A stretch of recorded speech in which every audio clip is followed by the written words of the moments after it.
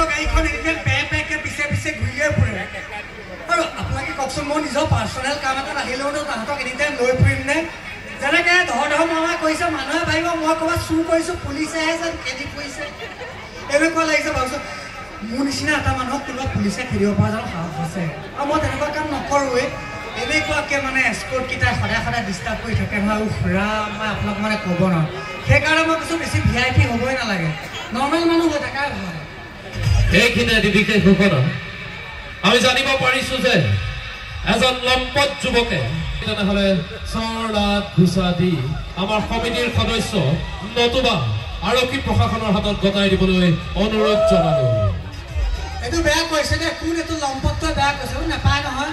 Bihu function চাবলৈ আহি বিবাহিত মহিলা অশালীন ইংগিত দিব নাপায় এইটো বেয়া কৈছে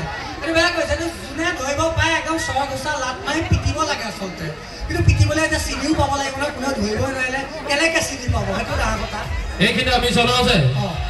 সেই লম্পট যুৱকজনৰ পিন্ধনত আছিল এটা ক'লা পেণ্ট এটা বগা ৱাচকো আৰু কাণত আছে এপাত কাণফুলি পুনৰ কৈছোঁ সেই লম্পটজনে পিন্ধি আছে এটা ক'লা পেণ্ট এটা বগা ৱাচকোট আৰু কাণত আছে এপাত সোণৰ কাণফুলি কুকুৰৰ পিতেকে কাণফুলি পাতলৈকে চকু মাৰিছে Aadhaar card pan card ration card বাকী ক'পা খাওঁ গোটেই ডিটেইলছটো দি দে ইমানখিনি যেতিয়া ধৰা পেলালিয়ে দেখিছা কি সমস্যা কেনেকৈ ফচিলোঁ চাওকচোন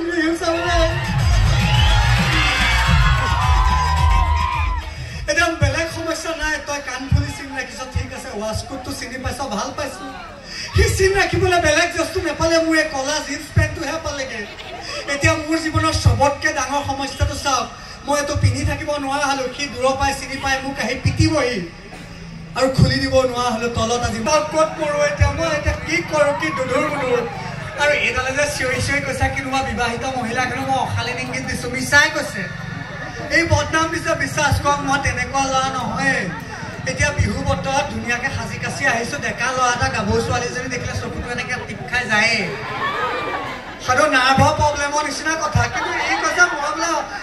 বিশ্বাস কৰক মই মায়ে এটা শপত খাই গৈছোঁ 1% গম নাপালোঁ সেইজনী যে বিবাহিত মহিলা নাই গম নোপাম ক'পা আজিকালি ষ্টেণ্ডাৰ্ড সেন্দুৰৰ নামত ইমানখন উখোৱা চাউলৰ গুটিটোহে আৰু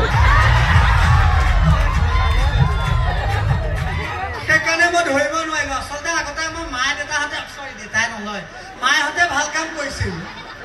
সেন্দুৰৰ ফুটটো ৰঙাকৈ ডাঙৰকৈ লয় একে তৰকৈ 2 কিলোমিটাৰ আঁতৰ পৰা জিলিকি থাকে সেইকাৰণে কোনো ল'ৰা ওচৰলৈ